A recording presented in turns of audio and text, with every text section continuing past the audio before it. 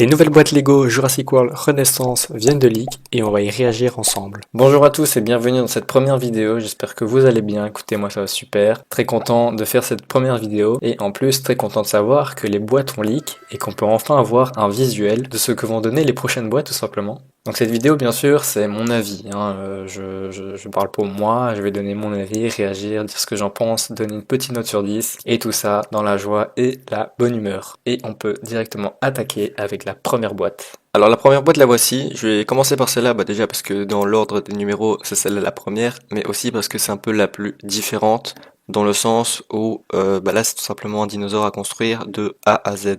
L'espèce de ce dinosaure c'est tout simplement un Ankylops. Je vous avoue je pensais pas que c'était ça moi de base, je pensais que c'était un Microceratus, mais non c'est du coup un Ankylops ou Aculops, je ne sais pas comment on dit. Aquilops. Je m'attends donc à une nouvelle espèce dans le prochain Jurassic World, du moins j'espère, mais à mon avis je pense que ce serait un peu bizarre de faire une nouvelle espèce en Lego, mais qui n'existe pas, qu'on ne voit pas dans le film. Donc à mon avis, cette espèce-là va apparaître. Dans l'ensemble, le Lego est vraiment beau, ça je vous l'avoue, il est bien détaillé, les couleurs sont belles, mais voilà, c'est pas mon kiff ce genre de Lego. Je pense pas me l'acheter moi-même.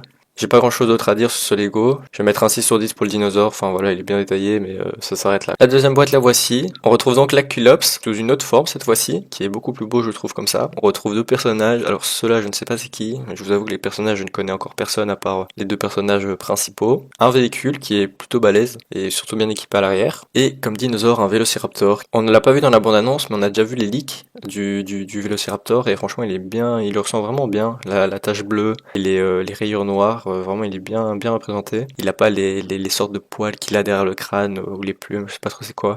J'aurais bien kiffé, ça aurait rajouté un petit détail plutôt sympa. Ce que je trouve dommage pour les Vélociraptors, c'est que maintenant ils sont plus articulés. Il y a juste la mâchoire qui bouge et ça s'arrête là. Avant il y avait aussi les pattes qui bougeaient et la tête et les bras. Là maintenant il y a juste la mâchoire. Je trouve ça un peu triste. C'est un petit détail, c'est pas encore trop grave. Mais voilà, j'aimais bien articuler moi-même mes Vélociraptors. Sinon ce set là il est basique, il y a pas grand chose d'autre à dire, c'est juste une voiture, un dinosaure de personnage quoi, c'est pas un truc grandiose, donc franchement un petit 5 sur 10. Il y a pas énormément de pièces en plus, donc c'est pas le set le plus incroyable de la collection. Là on attaque avec du très très lourd, on a un magnifique titanosaure qui est vraiment magnifique.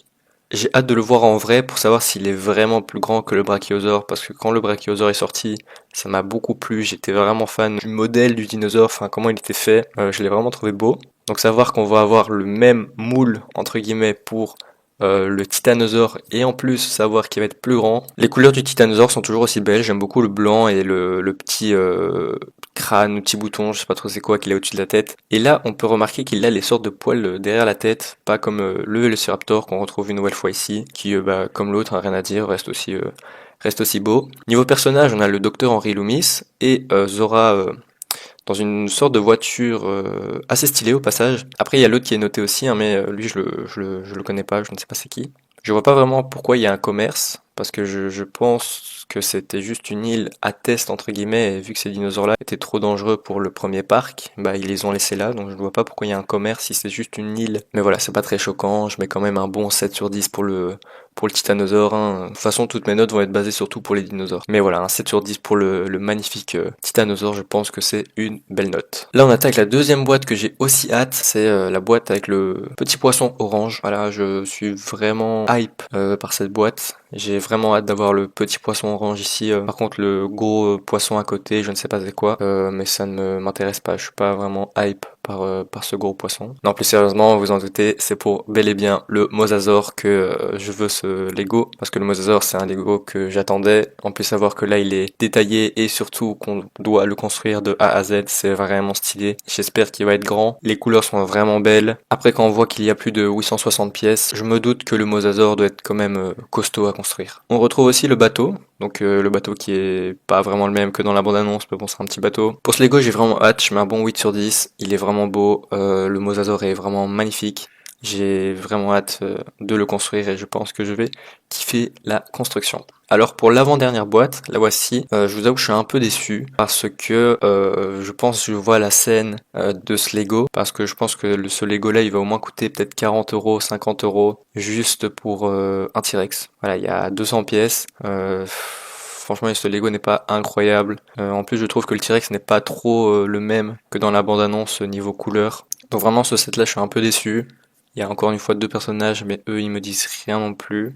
Et avec une petite plateforme, donc voilà, c'est pas le set Lego le plus incroyable de cette collection, mais voilà, ça reste un T-Rex, un T-Rex c'est beau, machin, tout ce qu'on veut, mais donc celui-là je mets un bon 5 sur 10, quoi, juste pour le T-Rex. Et on arrive à la dernière boîte, la plus grosse à mon avis de cette collection, la fameuse boîte avec le Quetzal et le Spinosaur. Donc je pense la boîte Lego que tous les fans Lego Jurassic World et Jurassic Park attendent avec impatience. On a eu une version dans le jeu Lego Jurassic World qui était vraiment beau, mais voilà, il est quand même pas sorti. Et là, il voit enfin le jour, bien sûr.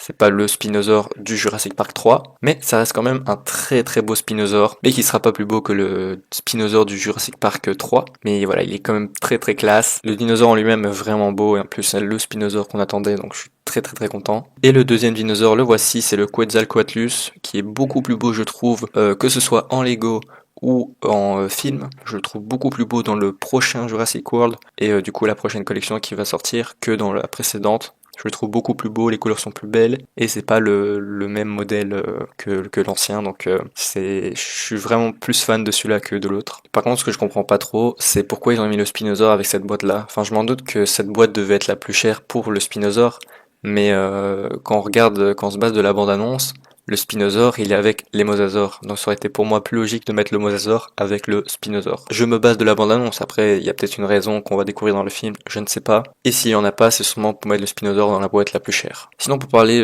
d'autre chose que des deux dinosaures, bah la boîte est très belle, hein. Enfin, le set est très beau. Le temple de derrière, bah je me souviens, je vois très bien de quelle scène il s'agit. Une sorte de temple où là, il y avait le nid pour les Quetzals, qui est vraiment beau, bien détaillé. Pour les véhicules, sinon, on a un petit hélicoptère rouge et une sorte de camionnette, voilà, qui sont très très beaux. Mais bon, la boîte Lego m'intéresse surtout pour le Spinosaur. Donc là, pas de surprise, je vais mettre un 10 sur 10 pour le set. Il est vraiment beau, il est vraiment classe. Le Spinosaur est juste magnifique. Voilà, très content de savoir que ce dinosaure existe enfin en Lego. Donc j'ai hâte de voir ça de mes propres yeux. On arrive donc à la fin de cette première vidéo. J'ai pu donner mon avis sur les 6 prochaines boîtes Lego Jurassic World Renaissance. Dites-moi en commentaire ce que vous en pensez et moi je vous retrouve dans une prochaine vidéo. Tchuss!